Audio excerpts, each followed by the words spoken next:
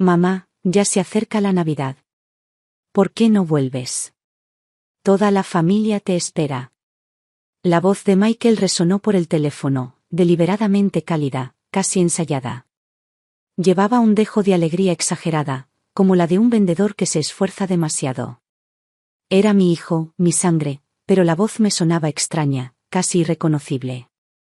Estaba sentada sola en mi apartamento de Los Ángeles, con la luz del sol invernal filtrándose por las altas ventanas, delgada y pálida como un recuerdo. Mis dedos se cerraron con más fuerza alrededor del teléfono. Habían pasado 26 años. 26 años de silencio. Y esta era la primera vez que llamaba. No para un cumpleaños. Ni para el Día de la Madre. Ni siquiera para saber cómo estaba. Simplemente, de la nada. Pidiéndome que volviera a casa. Menudo chiste. No puedo, dije con firmeza y seriedad, esforzándome por mantener la voz impasible. Tengo cosas que hacer. Parecía no haber notado la frialdad en mi tono, o al menos fingió no haberlo notado. Vamos, mamá, no seas así.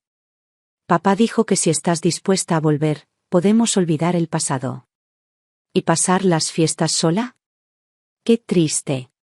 Solté una risa suave, aguda y amarga. ¡Qué generoso de su parte! ¿Por qué no le preguntas a tu padre quién me echó de casa? ¿Quién andaba a escondidas con esa mujer? ¿Y quién te arrancó de mis brazos como si fuera una extraña? Hubo una pausa al otro lado. La suficiente para sentir la incomodidad. Entonces, con torpeza, Michael dijo, «Mamá, ¿no podemos olvidarnos de todo eso? Lo que importa ahora es que somos familia. Además, oí que tu antiguo apartamento formaba parte de ese proyecto de remodelación del centro. ¿Al final te dieron una indemnización?» Y ahí estaba. La verdadera razón. Menuda reunión familiar. Mi voz se volvió gélida. Sí, lo hice. ¿Por qué lo preguntas? ¿Me has estado vigilando?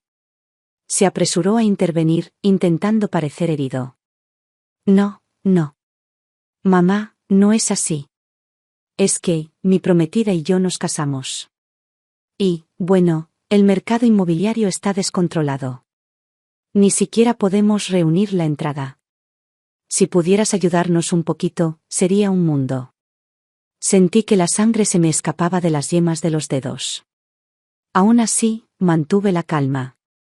Michael, ¿cuántas veces me has llamado en los últimos 26 años? ¿Has pasado alguna vez por aquí? ¿Has comprobado si aún respiraba?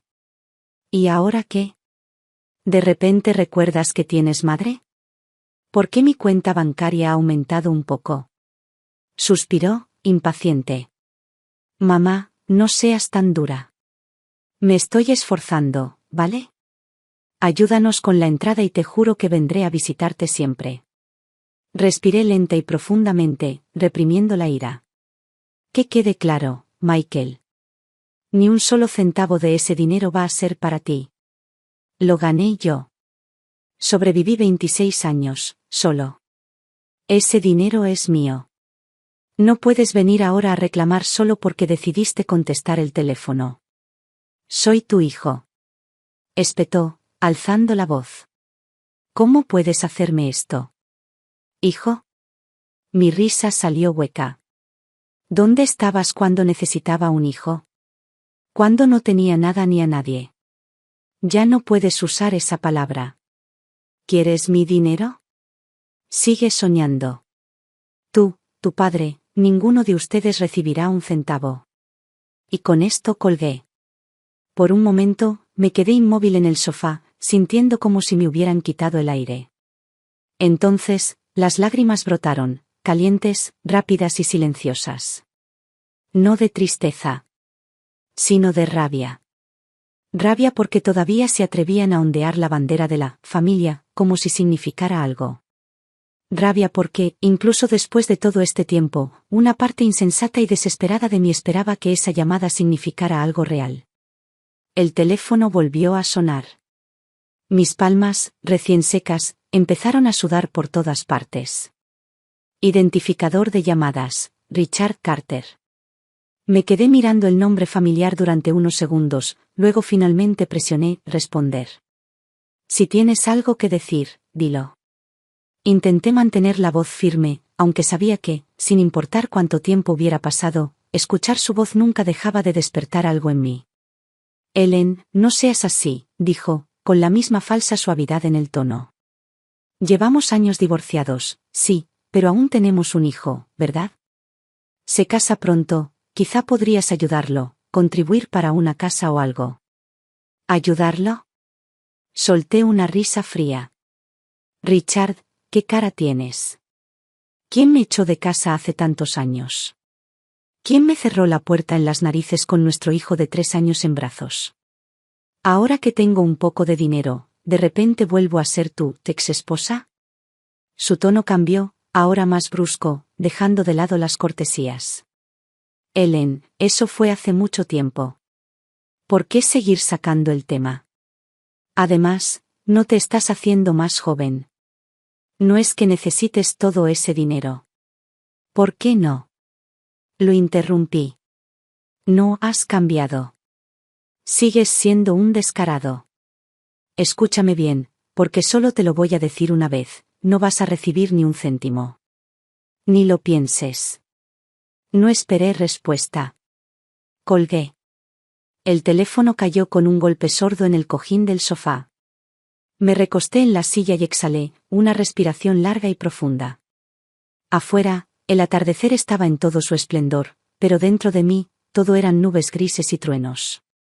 Y así, de repente, mi mente regresó a esa noche, hace 26 años. Era una gélida tarde de invierno, lloviendo a cántaros. Estaba arrodillado en la escalera de nuestra vieja casa, con el hormigón empapado, helándome hasta los huesos. Richard estaba de pie justo en la entrada, sosteniendo al pequeño Michael en brazos. Michael apenas podía hablar en ese momento. El rostro de Richard estaba inexpresivo, frío, indescifrable. Eres una inútil, dijo con sequedad, como si leyera un guión. Ni siquiera puedes cuidar a un niño. A partir de ahora, estás fuera. No te molestes en volver, no dejaré que lo vuelvas a ver. Déjalo. Mi cara estaba empapada en lágrimas, mi voz ronca y temblorosa. No puedes hacerme esto. Tú eres quien me hizo trampa. ¿Por qué me echas? ¿Por qué me robas a mi hijo? ¿Me he puesto caliente?, se burló. Mirándote un segundo. Siempre hecha un desastre, siempre dando la lata, sin callarte nunca. ¿Qué hombre podría soportar eso? Tú te lo buscaste. Luego cerró la puerta de golpe. Me dejaron allí afuera. En el frío, en la lluvia. Como un perro que nadie se molestó en enterrar. Después de esa noche, intenté recoger a Michael de la escuela, solo una vez. Pero sus padres me detuvieron en la puerta. Ya no formas parte de esta familia, espetó la madre de su padre. No tienes derecho a ver a ese niño. No me rendí. Seguí adelante, arrastrándome de un juzgado a otro, aferrándome a la esperanza de poder recuperar la custodia de mi hijo. Pero la esperanza no sirve de mucho cuando no tienes dinero, ni título, ni prestigio. Él tenía abogados. Tenía contactos. Tenía dinero familiar. ¿Y yo? A los ojos del tribunal, solo era una ama de casa sin blanca, desempleada, alguien digno de lástima, a quien no se le podía confiar un hijo. Perdí. Limpiamente. Completamente. Después de eso, me convertí en un extraño para mi propio hijo. Me mudé a Los Ángeles y empecé de cero, por mi cuenta. Lavaba platos. Repartía comida a domicilio. Fregaba suelos en casas donde la gente ni siquiera me miraba a los ojos. Hice todo lo posible para sobrevivir. Nadie me preguntó cómo lo logré. A nadie le importó. Pero lo hice. Porque tenía que hacerlo. Ese recuerdo ha vivido dentro de mí como un tumor durante más de 2 décadas. Y cada vez que oigo la palabra, mamá, me duele. Silenciosamente. Persistentemente.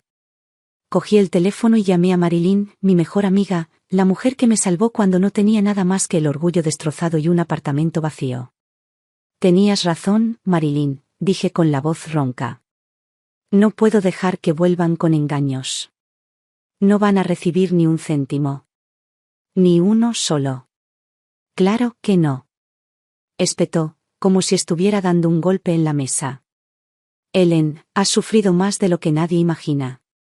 ¿Y ahora creen que pueden aparecer con unas sonrisas falsas y quitarte lo que es tuyo? Ni hablar. Asentí, aunque no podía verme. Sí. He aprendido algo con los años, la sangre no garantiza el amor. ¿Y esta vez? Vivo para mí. Después de colgar, me quedé de pie junto a la ventana, mirando las luces de la ciudad parpadear una por una. Los Ángeles, una vez frío, extranjero y lleno de desconocidos. Era ahora el único lugar que se sentía como un hogar. Y en ese mismo momento me hice una promesa. No más reverencias. No más llantos por el pasado. A partir de ese día me convertiría en alguien completamente nuevo. Me quedé de pie junto a la ventana, con una taza de té frío en mis manos, mirando más allá de la barandilla del balcón hacia el horizonte. Los atardeceres de Los Ángeles siempre eran hermosos, un dorado suave que se fundía en un rosa oscuro, pero en mi pecho no había ni un destello de luz. Nadie más que yo sabía realmente lo que suponía recorrer el camino que había recorrido durante los últimos 26 años. Esos primeros años después del divorcio fueron el peor momento de mi vida. No tenía nada, ni marido, ni hijo, ni siquiera un lugar donde dormir que sintiera como mío. Me sentí como si me hubieran arrancado de mi propia vida y me hubieran arrojado a un mundo que no me conocía, no me quería y, por supuesto, no le importaba. No tenía título ni experiencia laboral. Lo único que tenía era desesperación. Así que corrí. Supliqué. Hice lo que tenía que hacer. Finalmente, conseguí trabajo lavando platos en un pequeño restaurante de barrio. Pasaba 10 horas al día en una cocina sucia, con las manos metidas en agua fría y grasienta, fregando plato tras plato mientras intentaba fingir que no oía los susurros. Ella es la que tuvo que ser expulsada por su marido. Ni siquiera pudo quedarse con su propio hijo. ¿Qué clase de madre es esa? Lo escuché todo. Simplemente actué como si no lo hubiera escuchado. Mantuve la cabeza gacha y seguí flotando, con los dedos entumecidos y los huesos doloridos mientras el agua fría se clavaba en mi piel. Fue entonces cuando aprendí algo crucial. El mundo no se detiene ante una mujer que ha caído. No se hace a un lado. No te ofrece una mano. Y justo cuando pensé que había tocado fondo, la vida me mostró que aún quedaba mucho por caer. Una noche, después de cerrar, caminé por el callejón detrás del restaurante. Estaba oscuro, más oscuro de lo habitual, y reinaba un silencio sepulcral. De repente, un grupo de borrachos entró en el callejón. Empezaron a gritarme obscenidades, y uno de ellos me agarró la camisa. Me defendí, arañando y empujando, pero no era rival para ellos. Golpeé el pavimento con fuerza, mi codo impactó contra el concreto, un dolor punzante me recorrió. Por un momento, pensé que eso era todo. Que mi historia terminaría allí, en la oscuridad, en la tierra, sin ser escuchada. Quítale las manos de encima. Esa voz cortó el callejón como un trueno. Era Marilyn. Vivía al final del pasillo, en nuestro viejo y destartalado edificio. Era unos años mayor, siempre tenía una bocazas y una risa que llamaba la atención. Ella venía corriendo por el callejón con solo una escoba en las manos y una voz ardiente. Sus gritos eran más fuertes que sus puños, más agudos que sus miradas. No esperaban una pelea. Y huyeron. Esa noche, todo cambió. Marilyn se convirtió en mi persona. Empezó a traerme la cena cuando salía del trabajo. Se sentaba conmigo cuando no encontraba las palabras para hablar. Pero lo más importante, nunca me tuvo lástima. Ni una sola vez. Ella nunca dijo, pobrecita. Ella dijo, no puedes rendirte. Tienes que plantar cara, Ellen, me dijo. No puedes dejar que ganen. ¿Me oyes? Tienes que vivir mejor de lo que jamás imaginaron que podrías. Esa línea, esas palabras. Se clavaron en mi corazón. No, lloré. No volví a caer. Simplemente me dije, sobrevive. Y luego, hazte más fuerte. Así que seguí fregando platos durante el día. Y por la noche, me matriculé en la universidad comunitaria. Tomé clases de informática. Contabilidad. El tiempo apremiaba. El dinero escaseaba aún más. ¿Pero renunciar? Eso ya no era una opción. 3 años después, por fin conseguí trabajo como asistente en una pequeña empresa comercial. El sueldo no era muy bueno, pero significaba que se acabaron los fregaderos y los cubos de fregar sucios. Pensé que tal vez, solo tal vez, la vida por fin me estaba dando un respiro. Pero me equivoqué. Tenía un cuchillo más esperándome. Una tarde, afuera de un supermercado, vi una figura que me dejó sin aliento. Michael. Ya era grande, tendría 10, quizá 11 años. Llevaba una mochila al hombro. Era más alto que el niño que recordaba. Casi se me sale el corazón del pecho. Corrí hacia él y grité, Michael. Cariño, soy yo, mamá. ¿Te acuerdas de mí? Se quedó paralizado. Retrocedió un paso. Su mirada reflejaba cautela y confusión. ¿Quién eres? Preguntó frunciendo el ceño. Mi madre murió hace años. Deja de fingir. Me quedé allí parado, clavado en el sitio, como si me hubiera caído un rayo. Michael, cariño, soy yo. ¿No te acuerdas? ¿Me rogabas que hiciera panqueques con leche todos los domingos por la mañana? Su rostro se contrajo de fastidio. Empezó a darse la vuelta. Fue entonces cuando vi a Richard. Se acercaba del brazo con una mujer impecablemente pulida. Su rostro cambió al verme. Sin dudarlo, atrajo a Michael hacia él. No hables con ella, le espetó. Vámonos. No me moví. No grité. Me quedé allí parado mientras las lágrimas corrían silenciosamente por mis mejillas. Mi hijo, mi niño, estaba justo frente a mí y ni siquiera me reconoció. No porque hubiera cambiado, sino porque Richard me había borrado de su mundo. Le dijo que estaba muerto. Así es como se ve el verdadero borrado. Después de ese día, me desmoroné. Me encerré en mi pequeño apartamento, de apenas 100 metros cuadrados, y no salí en 3 días. No comí. No bebí. Ni siquiera abrí las cortinas. Me quedé en la oscuridad, ola tras ola de lágrimas cayendo sobre mí como una tormenta que no terminaría. Había luchado tanto por seguir viva, con la esperanza de que algún día Michael me mirara y me reconociera. Pero me miró a los ojos. Y me llamó extraña. Dijo que estaba muerta. Recuerdo acurrucarme en el suelo contra la pared, con sus palabras resonando en mi mente. Mi madre murió hace años. Esa noche pensé en terminarlo. No por desesperación, sino por un agotamiento tranquilo y calculado. Me senté en el suelo del baño con la botella en la mano. Destapé el frasco, medio lleno de pastillas para dormir. Pensé, si nadie recuerda que estuve aquí, entonces quizá desaparecer no importaría. Pero justo en ese momento llegó Marilyn. Abrió la puerta de una patada como si fuera la dueña del lugar. Me miró y no dijo ni una palabra antes de darme una bofetada. No fue difícil. Solo lo suficiente para que me despierte. ¿Qué demonios haces? Gritó, más furiosa que nunca. ¿Te has vuelto loca?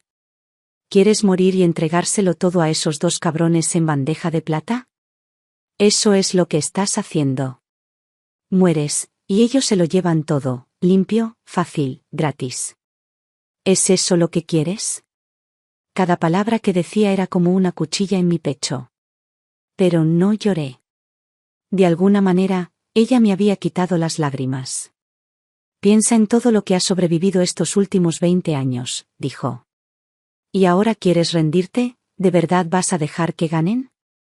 No recuerdo qué le respondí. Solo recuerdo abrazarla y sollozar en sus brazos como un niño. Me acarició la espalda y me susurró. De ahora en adelante, vives para ti. Para nadie más. Esa noche, renací. Apreté cada hilo suelto de mi alma. Apreté mi dolor como un cinturón tensado. Me sumergí de lleno en el trabajo. Incluso en la entrada de pedidos más simple, me aseguré de que cada dígito fuera perfecto. Me ofrecí a revisar hojas de cálculo. Aprendí fórmulas de Excel. Me apunté a clases nocturnas de comercio internacional. 3 años. En 3 años, pasé de ser un asistente anónimo a jefe de departamento. Mi sueldo se triplicó. Me mudé a un apartamento decente. Por primera vez, entré en una sastrería y me compré un traje. Me paré frente al espejo, mirando a una mujer con maquillaje limpio y ojos como acero. Y apenas la reconocí. Pero no había terminado. Me matriculé en el programa nocturno de la Universidad de California, especializándome en comercio internacional. Trabajaba de día. Estudiaba de noche. Pasaba los fines de semana asistiendo a conferencias abiertas, apretujado entre chicos de la mitad de mi edad, tomando notas como si me fuera la vida en ello. A veces, prolongaba una taza de café durante 2 días, solo para terminar otro capítulo. El trabajo duro tiene recompensa. 10 años después, estaba en mi propia oficina, con la licencia comercial de HC Global Trading. Tenía 45 años. Había construido mi propia empresa comercial desde cero. Desde lavar platos hasta gestionar contratos millonarios. Me llevó 20 años. Lo primero que hice tras fundar la empresa fue saldar mis deudas. Lo segundo, compré una casa. Solo para mí. No hay escritura compartida. No hay nombre en los papeles. Solo el mío. Ellen Carter. Nunca me había sentido tan digno en mi vida. Por primera vez, comencé a creer. Tal vez, solo tal vez. La vida finalmente estaba lista para devolverme algo. La pasada Navidad, apenas unas semanas antes de las vacaciones, mi empresa recibió una notificación de compensación del gobierno. Era por aquella casa ruinosa que compré hace más de 20 años en el este de Los Ángeles, la que tenía la calefacción defectuosa y la pintura descascarada. Casi me había olvidado de ella. Pero la ciudad no. Fue embargada como parte de un proyecto de renovación urbana, y el pago estaba escrito ahí mismo, por escrito, $500,000.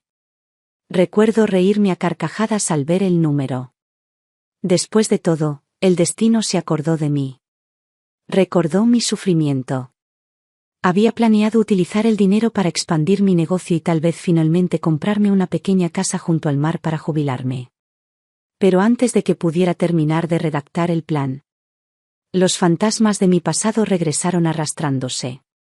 Michael llamó primero, combinando palabras como familia, unión y las fiestas. 2 días después, Richard me siguió con una llamada suya, jugando a la carta de compartimos un hijo, rogándome que ayudara, por los viejos tiempos. Escuché los tonos melosos y ensayados del otro lado y no pude evitar soltar una risa baja y amarga. El tipo de sentimiento que llega cuando has visto más allá de cada mentira. Cuando has sobrevivido a suficientes traiciones como para reconocer el patrón. Colgué y enseguida le envié un mensaje a Marilyn. Tenías razón. Ninguno merece perdón. Creían que aún era débil. Que aún podía culparme, manipularme, conmoverme. Pero la Ellen que recuerdan murió hace años. En una cocina húmeda y un callejón oscuro. ¿Y mi venganza? Apenas empezaba. No soy impulsivo. Soy estratégico. Y esta vez, no solo buscaba protegerme. Quería asegurarme de que nunca tuvieran una segunda oportunidad para hundir sus garras en mi vida. Entonces, lo primero que hice fue llamar a mi amiga abogada, Clara. Una abogada de sucesiones de primer nivel con más de 2 décadas de experiencia en Los Ángeles. Nos reunimos en su oficina, con el aroma a café tostado flotando en el aire, mientras ella explicaba con calma las opciones. Ellen, dijo, si redactas un testamento formal hoy y estableces claramente que todos tus bienes serán donados, excluyendo por completo a Michael, incluso si intenta impugnarlo en el futuro, no tendrá ninguna posibilidad. Es tu pleno derecho. Asentí. Esa misma tarde, con Clara como testigo, firmé mi testamento. Todo, mi dinero, mis propiedades, mis acciones de la empresa, se destinaría a la Fundación Phoenix Rising, una organización sin fines de lucro que creé desde cero. Su misión, apoyar a mujeres como yo, sobrevivientes de violencia doméstica y traición conyugal. Al escribir la última línea, oí el sonido de una puerta de hierro metafórica cerrándose de golpe. No sobre mí, sino sobre todos los que alguna vez intentaron robarme la vida. Y aún así, no había terminado. El castigo económico era una cosa. Quería consecuencias públicas. Años de desarrollo de mi negocio me habían proporcionado una amplia red de contactos. Así que empecé a preguntar discretamente. Y no tardé mucho en hacerme una idea completa de la vida de Richard. Resulta que el karma había hecho parte del trabajo por mí. Él había entrado en una espiral, ludopatía, deudas desastrosas. ¿La mujer con la que me engañó? Ya no estaba. Ahora sobrevivía con lo poco que le daba la seguridad social, viviendo en un apartamento subsidiado en las afueras de Los Ángeles. Una caída poética. Pero no suficiente. Investigué más a fondo y localicé al juez jubilado que le otorgó a Richard la custodia hace años. Ahora vivía una vida tranquila, manteniendo un perfil bajo. Pero el destino ama la simetría. ¿Su único hijo? Trabajaba en una de mis filiales. Invité al juez a reunirse conmigo, territorio neutral, un pequeño y tranquilo restaurante donde solo se oía el zumbido de una máquina de café y el ocasional ruido del tráfico exterior. No perdí el tiempo. Sé cuánto te pagó Richard, dije, sonriendo sin entusiasmo. Y sé exactamente cómo asegurarme de que la carrera de tu hijo aquí se detenga de golpe. Pero si dices la verdad sobre lo que pasó, quizá esté dispuesto a dejarlo pasar. Su rostro cambió, ira, miedo, negación. Y finalmente, resignación. Él suspiró. Sí, dijo en voz baja. Tomé el dinero. ¿Y los documentos falsos? Fue idea de Richard. Me pidió que cooperara. Y lo hice. Eso era todo lo que necesitaba. Clara compiló las declaraciones y los documentos en una gruesa denuncia legal y la presentó junto con un informe ético formal ante la Junta de Revisión Judicial de California. El martillo cayó con fuerza. La vida de Richard, ya en ruinas, estaba a punto de arder en llamas. En cuestión de semanas, la citación judicial llegó a su puerta. El día del juicio, entré en la sala con un traje azul marino a medida. Elegante. Controlada. La mujer en la que creían que nunca me convertiría. Richard fue conducido al interior, encorvado, con la mirada apagada y sin rumbo. Un fantasma del hombre que una vez fue. El juez leyó los cargos en voz alta con voz fría y seca. Richard Carter, se le investiga formalmente por soborno y manipulación de pruebas en relación con una orden de custodia emitida hace 26 años. ¿Rechaza estos cargos? Richard tembló, labios pálidos, ojos abiertos. Lo confieso, susurró. Por favor, ten piedad. No tenía otra opción entonces. Lo miré fijamente. Sin compasión. Solo claridad. Cuando llegó mi turno de hablar, me paré en el estrado de los testigos y lo miré fijamente.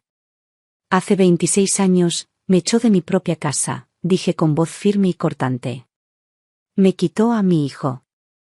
Usó mentiras y dinero para destruirme la vida. Hice una pausa y dejé que el silencio se prolongara. Hoy solo quiero que sepa. La justicia no olvida. Richard se desplomó de rodillas, sollozando. Ellen, me equivoqué. Por favor, perdóname. Lo miré y una sonrisa fría se dibujó en mis labios. ¿Perdón? Dije, levantando la barbilla. ¿Crees que eso está siquiera sobre la mesa? Deberías acostumbrarte al sabor de la ruina. Yo viví con él durante décadas. El tribunal revocó el fallo original, limpiando mi nombre de todas las acusaciones pasadas. Richard fue sentenciado a 3 años de prisión, 5 años de libertad condicional y se le ordenó pagar $200.000 en daños emocionales. Cuando salí de aquel juzgado, el sol de Los Ángeles era dorado y cálido en mi rostro. Inhalé profundamente. Y sentí que el peso de 26 años finalmente se levantaba. Yo había ganado. Y gané usando las 2 cosas que más adoraban: poder y dinero. Para aplastarlos por completo. Pero yo sabía que mi historia no había terminado. Quedaba un capítulo. Una persona a la que aún le debía un cierre. Michael. Mi hijo. El chico por el que una vez viví, por el que trabajé hasta el cansancio, por el que soporté la humillación y el dolor. Pero ya no era ese chico. Hacía mucho tiempo que no lo era. Se había convertido en una sombra de Richard. No, peor. Contraté a un investigador privado. No de esos que merodean por los estacionamientos buscando esposas infieles. Era un exanalista de contratos del FBI especializado en fraude corporativo y engaños de alto nivel. No tardé mucho. Pronto, tenía una carpeta gruesa en mi escritorio. Michael había estado viviendo de mujeres. 4 mujeres, en 4 ciudades diferentes, le habían transferido decenas de miles de dólares. En cada ocasión, contaba la misma historia. Un negocio que fracasó. Una madre enferma. Una crisis hipotecaria. Era un depredador. Un manipulador profesional que cosechaba la confianza como si fuera una cosecha. Peor aún, llevaba una doble vida, o mejor dicho, triple. 2 mujeres creían ser sus prometidas. Una de ellas ya había empezado a publicar fotos de sus pruebas de novia en Internet. Me senté en mi oficina y hojeé esas páginas, cada línea me dolía más en el pecho. Pero no lloré. Hice copias.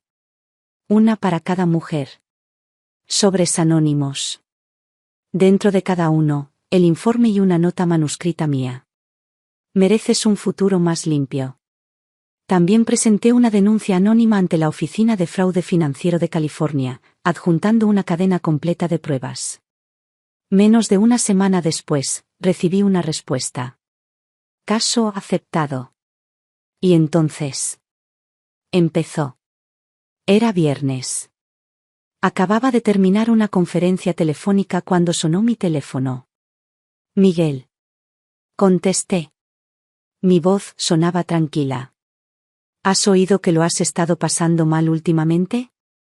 Su tono era diferente, suave, inseguro, incluso, esperanzado. Mamá. Por fin contestaste. Soltó una risa que rozaba el alivio. Sí, las cosas se han puesto un poco feas. Me preguntaba si podrías prestarme algo de dinero. Solo un ratito. Necesito ayuda urgentemente. Me recosté en la silla y sonreí fríamente. Michael, ¿qué creías que era todos estos años? Te tendí la mano. Lo intenté. Una y otra vez, intenté reconstruir algo contigo. Me cerraste la puerta en las narices cada vez. No era nada para ti. Ahora necesitas dinero, ¿y de repente vuelvo a ser tu madre? Entró en pánico. La desesperación se le quebró en la voz. Mamá, por favor, sé que metí la pata. De verdad. Te juro que te lo compensaré. Solo, por favor, dame una oportunidad más. Respiré profundamente y pasé los dedos por el borde liso del teléfono. Entonces dije. Demasiado tarde. Tú fuiste quien me abandonó, Michael. Y ahora, vivirás con las consecuencias. Solo contesté esta llamada para decirte una cosa. No vuelvas a llamarme. Y colgué. Sin dudarlo. Y por primera vez, no sentí nada. Ni dolor. Ni culpa. Ni tristeza.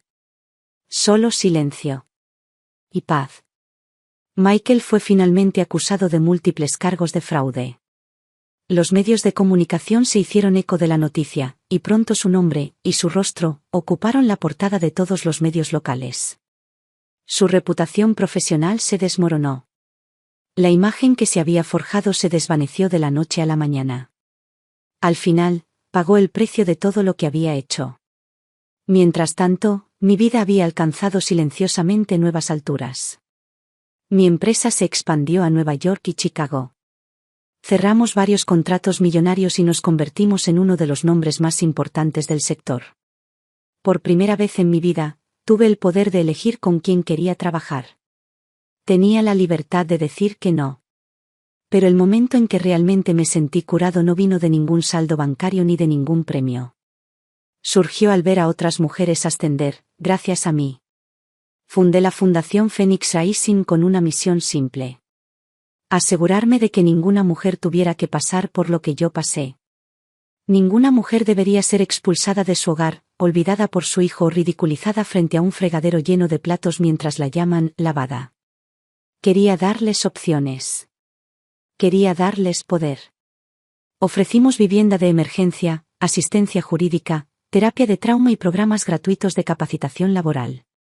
Para muchas de estas mujeres, fue la primera vez que se dieron cuenta de que tenían una opción. 5 inviernos después, me senté en mi balcón en Santa Bárbara, con una copa de vino caliente en la mano.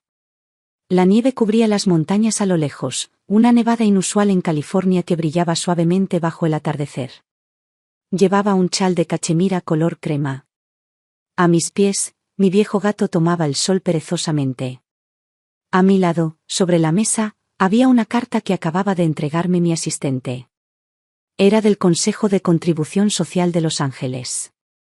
Me habían nombrado destinatario del Premio Filántropo del año de ese año. En la ceremonia, de pie bajo las luces del escenario, miré a la audiencia, más de 100 mujeres que alguna vez habían sido ignoradas, silenciadas y descartadas por el mundo. Y de repente, mis ojos se llenaron de lágrimas. Porque siempre lo supe. Mi éxito nunca consistió solo en abrirme paso a través del infierno. Se trataba de extenderme. Y ayudar a alguien más a subir conmigo. Se trataba de mostrarles a esas mujeres lo que finalmente había aprendido. Puedes elegir no perdonar. Y también puedes elegir empezar de nuevo.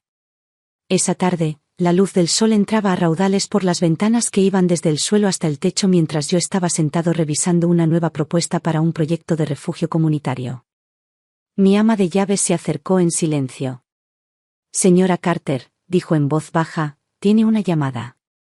Cogí el teléfono. Había borrado el nombre en pantalla incontables veces. Pero aún me resultaba familiar. Me dejó sin aliento por un segundo. Miguel. Hice una pausa. Luego presioné responder. Mamá. Su voz se quebró, frágil, vacilante, como si hubiera viajado un largo camino solo para llegar a mí. Hola, cariño, respondí suavemente. Mamá. Yo sé que no merezco esto. He pensado mucho durante esos años en prisión. Me arrepiento de todo. De cada palabra. De cada mentira. De cada vez que te hice daño. Ya estoy fuera.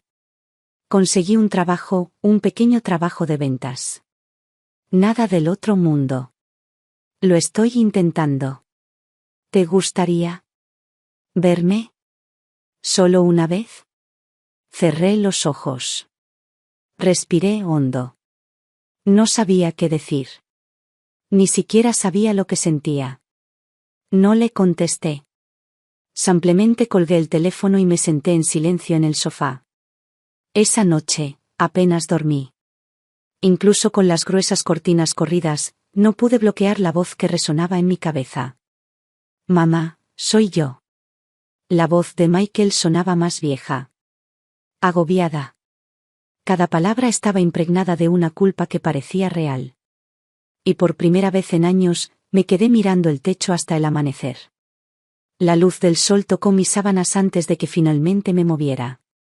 No le devolví la llamada. En lugar de eso, escribí una carta. Cada palabra lenta, deliberada. como si mi corazón todavía necesitara una armadura.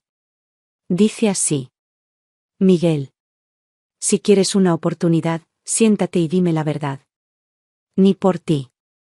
Ni siquiera por mí. Pero porque alguien, en algún lugar, tiene que enseñarte lo que significa asumir la responsabilidad de las cosas que has hecho. Estaré en el café Mildred Street cerca de mi casa. El viernes, a las 2 de la tarde en punto. Si llegas tarde, me iré. Tu madre. Ellen. Ese día, me puse algo brillante a propósito, un abrigo de lana naranja que Marilyn me había regalado por mi cumpleaños el año pasado.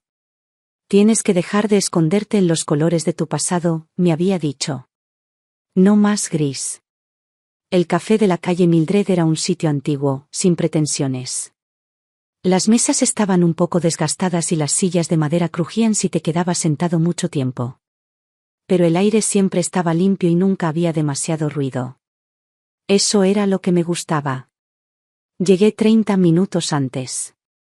Pedí un café solo, sin azúcar, y lo dejé frente a mí. Para él.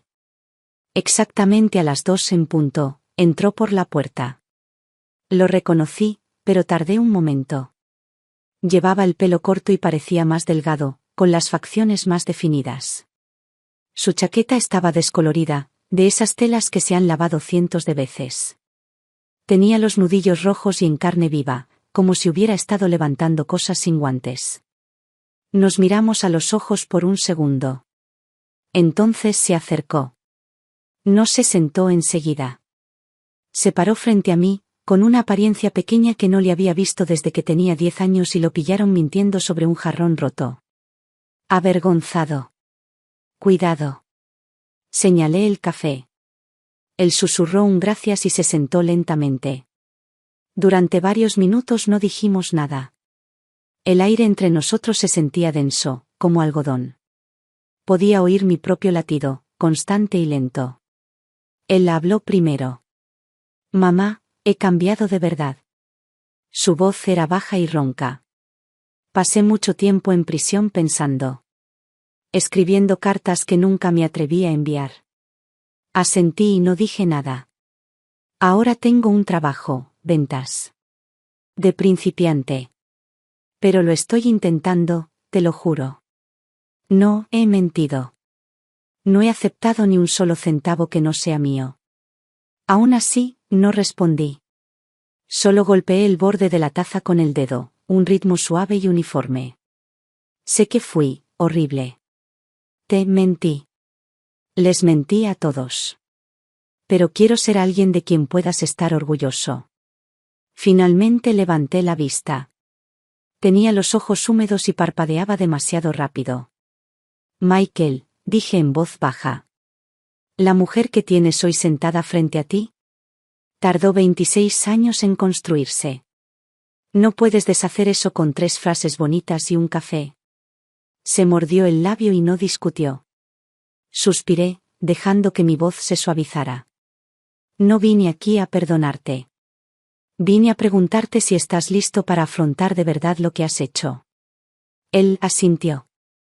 Fuerte. Sus ojos estaban rojos ahora. Metí la mano en mi bolso y saqué un cuaderno de tapa dura. Lo deslicé por la mesa. Si vas en serio, escríbeme. Cada semana, envíame algo. Un recuerdo, una reflexión. Sin adornos. Sin excusas. Solo la verdad. Tal como fue. Sus manos temblaban mientras tomaba el cuaderno. Entonces me miró. Y, por primera vez, hubo un destello de luz en sus ojos. No le prometí nada. Pero en ese momento. Lo sentí. La primera tabla de un puente colocada. No de vuelta a lo que teníamos. Sino hacia algo nuevo. Algo reconstruido. Me levanté para irme. Él se quedó conmigo. Y cuando me giré, dijo suavemente. Gracias. No miré atrás. Pero sabía que vendría la próxima vez. No para pedir perdón. Sino para intentar, finalmente. Convertirse en alguien a quien una madre pudiera ver. Michael no faltó a la reunión. Una semana después, justo antes del atardecer, apareció puntualmente en mi porche, con la libreta en la mano. Vestía con sencillez, pero algo en él parecía más arreglado. Llevaba el pelo arreglado y la camisa planchada. Estaba allí de pie, cauteloso, pero con una tranquila determinación en la mirada. No lo invité a pasar. Simplemente le quité el cuaderno. Le temblaban los dedos al entregármelo. No lo abrí en ese momento. Solo asentí. Si quieres seguir escribiendo, dije, podemos quedar en otro momento. Quiero, respondió. Luego se fue. Me quedé en el porche y lo vi alejarse. No sentí alivio en el pecho. Solo una pesadez que no podía identificar. Pero no era la vieja ira. Era algo más. Una cautela, tal vez. Una especie de cautela que surge cuando algo, una vez roto, intenta recomponerse. ¿Por qué la familia? Una vez desgarrada. No puede volver a reconstruirse con un único, estoy dispuesto. Más tarde esa noche, leí lo que había escrito. Describió la primera vez que escuchó las palabras, tu mamá ha muerto. Era solo un niño, sentado a la mesa. Cuando Richard, con una cerveza en la mano, la soltó como si fueran un pronóstico del tiempo. Michael no lloró. Simplemente, las aceptó. Sin comprender. Escribió sobre tercer grado, como una mujer a la que no reconoció apareció en la puerta de la escuela y le dio un conejito de peluche. Dijo que entró en pánico. Corrió a casa. Solo para ser castigado severamente. Richard le dijo que era una mala mujer. Le pidió que no volviera a hablar con ella. Desde ese día, dijo Michael, un extraño sentimiento se arraigó en su interior. Miedo. Confusión. Y una sensación silenciosa y dolorosa. De que había perdido algo que ni siquiera entendía. No intentó justificar nada. Simplemente escribió, de forma incómoda pero honesta, sobre lo que significaba crecer rodeado de mentiras. Cómo, con el tiempo, el amor por una madre a la que apenas recordaba se transformó en algo más. Cuando cerré el cuaderno, no podía describir con exactitud el sentimiento que dejó en mí. No era alegría. No era tristeza. Era algo más suave. Algo que sonaba a comprensión. Por primera vez. Vi claramente cómo lo habían alejado de mí, paso a paso. Dejé el cuaderno en la mesa del comedor. Dejé la luz encendida. No dormí bien esa noche. Pero fue mejor que la anterior. La segunda vez que nos vimos, era un sábado por la tarde. Me preguntó si podíamos sentarnos en el banco cerca de la biblioteca del centro. El sol calentaba ahí. Las calles estaban tranquilas. Traje una botella de agua con limón. Él trajo un libro sobre estrategias de ventas. Mamá, dijo mientras nos acomodábamos. No te pido que confíes en mí de inmediato. Solo quiero convertirme en alguien en quien quizás, con el tiempo, puedas creer. Asentí. Le dije que necesitábamos límites. Sin dinero. Sin aval. Sin mudanza. Esto no es un castigo, expliqué. Es protección. Para ambos. Espacio para respirar. Él asintió. Lo entiendo. Añadí, leeré lo que escribas. Pero no siempre responderé. Sonrió. Esa es la mayor respuesta que he tenido en los últimos 20 años. Esa tarde hablamos durante 2 horas enteras. Hablamos de su trabajo. Los clientes difíciles. El jefe exigente. Hablamos de sus mañanas. Cómo se obliga a levantarse de la cama. Empieza el día lavándose la cara y luego escribe en su diario durante 10 minutos. Me dijo que ha empezado a terminar cada día enumerando 3 cosas que no ha hecho mal. Aunque sea algo pequeño, como llegar a tiempo. O, no mentirme a mí mismo sobre no tener hambre y comer comida chatarra. Dije. Parece que finalmente has empezado a hablar contigo mismo. Sonrió. Sí, dijo. Creo que por fin estoy oyendo mi propia voz. Y en ese momento, una sensación de calor se apoderó de mi pecho. No alegría, sino un destello de confianza. El tipo que no se precipita, sino que se descongela lentamente. Como la escarcha en el borde de una ventana en invierno. No lo dije en voz alta. Pero mientras caminaba hacia casa, me encontraba esperando con ansias. La próxima semana. El tiempo pasó rápido y antes de que me diera cuenta llegó el día de la siguiente reunión. Esa noche preparé la cena, algo que no había hecho en mucho tiempo. Salmón a la plancha, espárragos al vapor y una olla pequeña de sopa de calabaza. No porque se me hubiera olvidado cocinar, sino porque, durante años, no había sentido que hubiera alguien para quien valiera la pena cocinar. Incluso cambié el mantel. Un mantel de lino y algodón azul marino intenso, combinado con una sencilla vajilla de cerámica blanca. Las lámparas colgantes proyectaban una cálida luz dorada por toda la habitación. Todo estaba tranquilo. Apacible. Exactamente a las 6, sonó el timbre. Me sequé las manos y fui a abrir. Michael estaba allí sosteniendo un ramo de girasoles y parecía nervioso.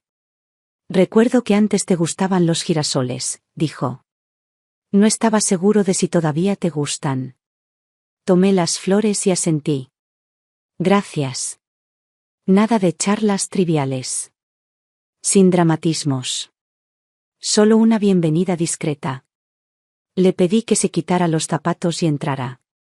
Se movía con cautela, agarrando el cuaderno como si fuera un salvavidas. Su postura era rígida, cada paso cuidadoso. Esto es una cocina, no un juzgado, dije. Relájate un poco. Soltó una risa tensa y se sentó a la mesa. Mientras traía los platos, comentó. Huele de maravilla. Ese color se ve genial. Demasiado ansioso. El tipo de cumplidos que se extienden demasiado, esforzándose demasiado por encontrar algo que decir. Cuando empezamos a comer, tomó un sorbo de sopa y luego hizo una pausa. Hace años que no como comida casera, dijo. Respondí en voz baja, yo tampoco. Por un segundo, me quedé sin aliento. Pero solo por un segundo. Cambié de tema y le conté sobre un programa de capacitación laboral para mujeres que había visitado recientemente. Michael escuchó atentamente e hizo algunas preguntas reflexivas sobre las operaciones. Se notaba que intentaba sonar útil. A mitad de la cena, se detuvo, me miró y me preguntó. Mamá, ¿puedo preguntarte algo? Asentí. ¿De verdad viniste a verme de pequeño? ¿Al colegio? Hice una pausa. Bajé la cuchara con cuidado. Sí, lo hice, dije. Muchas veces. Me quedé afuera de la puerta y te vi salir corriendo de clase, de la mano de tu papá, subiendo al coche. Nunca miraste atrás. Bajó la cabeza. No dijo nada durante un largo rato. Papá me dijo que no querías verme. Pero ahora lo sé, nunca me dijo que viniste. Mi voz se mantuvo firme, firme. Esos recuerdos ya eran lo suficientemente antiguos como para hablar de ellos con claridad. Me dijo que estabas loca. Que habías muerto. Que te escapaste con el dinero de la familia. Que nos dejaste. Me dio una docena de versiones diferentes de ti. Su voz era apenas más que un susurro. No dije nada. Solo le di espacio. Dejé que dijera lo que tuviera que decir. Le creí mucho tiempo. Pero cuando crecí, a veces me preguntaba. Si de verdad eras tan terrible. ¿Por qué me mandaban tarjetas de cumpleaños todos los años? Sonreí, suave y cansada. Creí que nunca los habías abierto. Guardé algunos. Los escondí. No quería que nadie lo supiera. Creo que tenía demasiado miedo de descubrir la verdad. Era más fácil creer que eras el malo que aceptar que me habían mentido toda la vida. Asentí. Entiendo. No dijo nada más. Simplemente volvió a comer en silencio. Pero algo había cambiado. Sus movimientos eran más suaves, más naturales. Como si una fina capa de vidrio esmerilado finalmente se hubiera roto. Después de cenar, preparé té de jazmín. Dijo que el olor le recordaba a cuando estaba enfermo de niño. El único recuerdo que tenía de mí, dijo, era de una taza de té ligeramente amargo y ligeramente dulce. Recuerdo que me abrazaste. Tenía fiebre. Papá estaba fuera de la ciudad, no había nadie más en casa. Llevabas un suéter gris. Te sentaste junto a mi cama y soplaste mi medicina. No esperaba que recordara eso. Fue la única vez que logré colarme y cuidarlo mientras Richard no estaba. La última vez que me permitieron acercarme a él. Nos sentamos en el sofá en silencio, tomando té. Afuera, el cielo se había oscurecido. La luz de la calle se filtraba por las ventanas, incidiendo sobre la mesa de centro. Y por primera vez en mucho tiempo. Esta casa. Este pequeño y tranquilo espacio. Se sintió como un hogar. Cuando se levantó para irse, lo acompañé hasta la puerta. Se giró hacia mí, vacilante. Como si quisiera decir algo más. He estado buscando algo que hacer, dijo. No un trabajo. Algo que pueda ayudar a la gente. No estoy seguro de ser bueno en eso. Pero quiero intentarlo. No respondí de inmediato. Luego dije. Si lo dices en serio, échale un vistazo a Phoenix. No es perfecto. Pero vale la pena. No volvió a mencionarlo después de ese día. Y yo no pregunté. Hasta el viernes, cuando abrí un correo electrónico de actualización de rutina de uno de los coordinadores de la fundación. Solo una lista de nuevos voluntarios y turnos de programa. Me desplacé distraídamente. Luego se congeló. Michael Carter. Completó la capacitación introductoria para voluntarios. Actualmente brinda asistencia con la admisión y la orientación. Me quedé mirando la pantalla por un momento y... Luego sonreí. No me lo había dicho. Y eso. Era exactamente lo que esperaba. Él mismo dio el paso.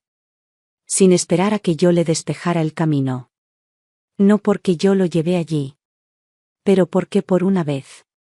Quería recorrerlo solo. El sábado por la mañana, llegué temprano a la oficina de la fundación. Fingí estar de paso y entré tranquilamente a la sala de capacitación. Michael estaba allí, de pie frente a 3 nuevas voluntarias, guiándolas por el proceso de admisión.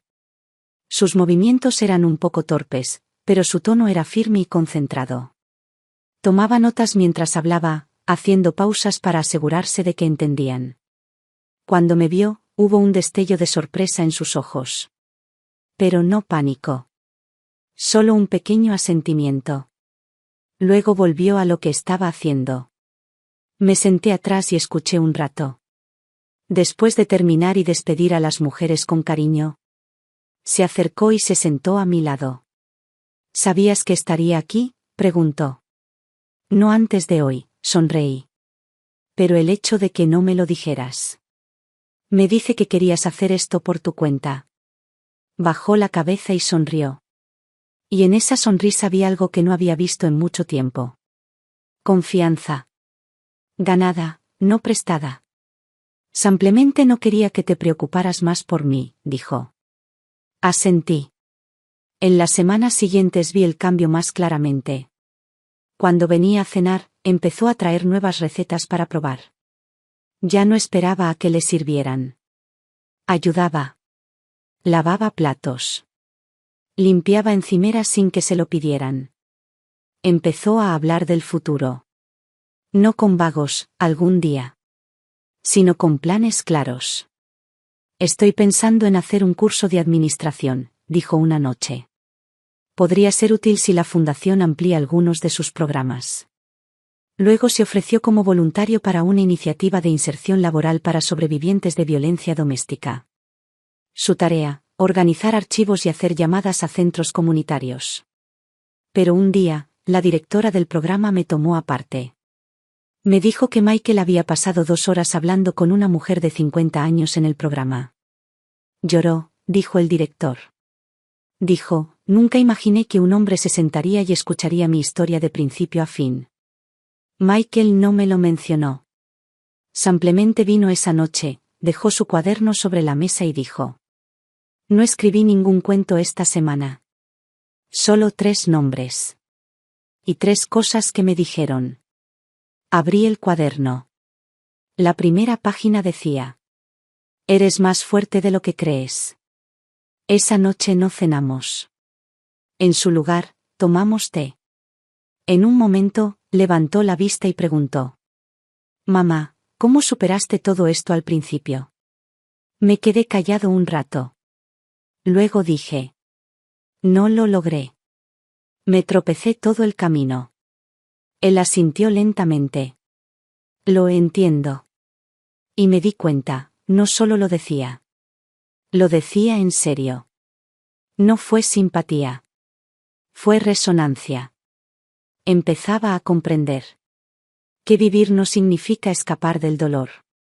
Significa seguir adelante con él de todos modos. Esa noche, cuando se disponía a marcharse, lo acompañé hasta la puerta. Él dudó. Luego dio un paso adelante y me abrazó. No como un niño que necesita consuelo, sino como un hombre que finalmente baja sus defensas y elige la cercanía. Le devolví el abrazo y le di unas palmaditas suaves en la espalda. No llegues tarde al trabajo mañana, dije con una sonrisa. Él se rió. No te decepcionaré. Cuando la puerta se cerró detrás de él, me quedé allí por un momento, mirando hacia el silencioso pasillo. Y en esa quietud, me di cuenta. La vida estaba mejorando. Esa tarde, el sol era suave y dorado. Michael vino a almorzar, como siempre. Pero esta vez trajo una propuesta. Me puse en contacto con una residencia de ancianos en Berkeley, dijo mientras dejaba la chaqueta. Tienen un programa de voluntariado para el Día de la Madre. Oí que alguien que conocías vive allí. Creo que la mencionaste alguna vez, ¿no? Hice una pausa. Me tomó por sorpresa. ¿Rita?, pregunté. Él asintió. Sí. Dijiste que era la única persona con la que podías hablar de verdad cuando las cosas se pusieron difíciles. Lo recordé. Una onda silenciosa se agitó dentro de mí, vieja, distante, pero familiar. Rita había sido mi vecina durante esos años en la vivienda social. Una mujer latina apasionada y sensata que siempre olía a chile y reía con todo su cuerpo. Era directa, ruidosa y leal. Después de enfermarse, se mudó a Berkeley y perdimos el contacto. Ese día, Michael y yo condujimos 2 horas hasta la residencia de ancianos. Encontramos a Rita sentada en el jardín, tomando el sol junto al muro del patio. Estaba pálida, pero su sonrisa se abrió como un petardo al verme. Me agarró la mano con la misma fuerza feroz que recordaba. Tú debes ser el chico, dijo, mirando a Michael con los ojos entrecerrados. El que no abría la puerta mientras tu madre lloraba en el patio. En aquel entonces, me dieron ganas de darle una patada a tu padre en los dientes. Michael soltó una risa incómoda, pero no se inmutó. Sé que me perdí mucho, dijo en voz baja. Rita arqueó una ceja. ¿Y qué? ¿Crees que puedes inventarlo? La miró fijamente a los ojos y asintió. Quiero intentarlo. Los miré a ambos. Uno, mi ancla cuando no tenía ninguna. El otro, una vez la herida más profunda de mi vida. Ahora, se sentaron a ambos lados de mí. Pasamos la tarde allí, charlando, riendo, sobre todo escuchando los incansables comentarios de Rita. De camino a casa, el sol se ponía. Michael y yo no hablamos durante casi todo el trayecto. El silencio no era incómodo, solo, pleno. Cuando entramos en el camino de entrada, lo rompió. Mamá, dijo. ¿Hubo algún momento en el que realmente quisieras borrarme de tu vida? No respondí de inmediato. La hubo, dije suavemente. Se giró para mirarme, con el rostro tranquilo. Fue cuando tenías 17 años, dije. La última vez que estuve fuera de tu casa. Me miraste por la ventana, y luego corriste la cortina. Volví la cara hacia el cielo naranja que se desvanecía. Recuerdo llegar a casa y acostarme en la cama, pensando, quizás sea hora de borrarte de mi corazón. Quizá debería dejarte ir. ¿Y por qué no lo hiciste?, preguntó. Porque no pude, susurré. El coche permaneció inmóvil en la entrada. Ninguno de los dos intentó salir. Sabes, continué, antes de cerrar la cortina, dudaste medio segundo. Nunca lo olvidé. Inclinó la cabeza. Su voz estaba ronca. En ese medio segundo, me preguntaba si te irías. Lo miré. Nunca me fui. Simplemente me quedé donde estabas, hasta que te diste la vuelta. Esa noche no cenamos. No nos despedimos. Simplemente me tomó la mano. Un gesto sencillo. Silencio. Luego se marchó. Me quedé en la puerta, viendo cómo el resplandor de sus luces traseras desaparecía calle abajo. Y por primera vez, sentí que el peso de todos esos años, el dolor, la ira, la espera, se aliviaba. Suavemente. Sin fanfarrias. Unas semanas después, Michael me invitó a la gala anual de la Fundación Fénix. Estaba de pie junto a los demás representantes voluntarios, vestido con un traje gris oscuro. No había sonrisa nerviosa ni cortesía exagerada. Solo una tranquila firmeza. Y por primera vez, no vi a alguien intentando ser bueno. Vi a alguien volviéndose completo. No habló mucho. Pero cuando dijo: reconstruir la cercanía es el viaje más largo y más difícil. Pero el que más vale la pena. Vi a una mujer entre la multitud asentir en silencio. Y mis propios ojos se llenaron de lágrimas. Después del evento, caminamos juntos a casa. Él llevaba la chaqueta del traje en un brazo y dijo: hoy estaba nervioso, pero no sentí que hablara solo por mí. Lo sé, respondí. Hablabas en nombre de muchas madres. Y de muchos hijos. El viento arreció. Me ofreció la chaqueta. Negué con la cabeza, sonriendo. Quédatelo. No tengo frío. Él asintió y siguió caminando. La luz de la luna se extendía por la acera en franjas plateadas. Caminábamos uno al lado del otro. Como dos personas que finalmente entendieron. El terreno del corazón del otro. El arrepentimiento, el silencio, la distancia. Aún existían. Pero ya no nos definían. Michael ya no era mi vergüenza. Ya no era mi culpa. Él era simplemente mi hijo. Y finalmente pude decir, con orgullo y paz: yo soy su madre. Esta reunión, aunque largamente esperada, fue una a la que ambos asistimos. Totalmente.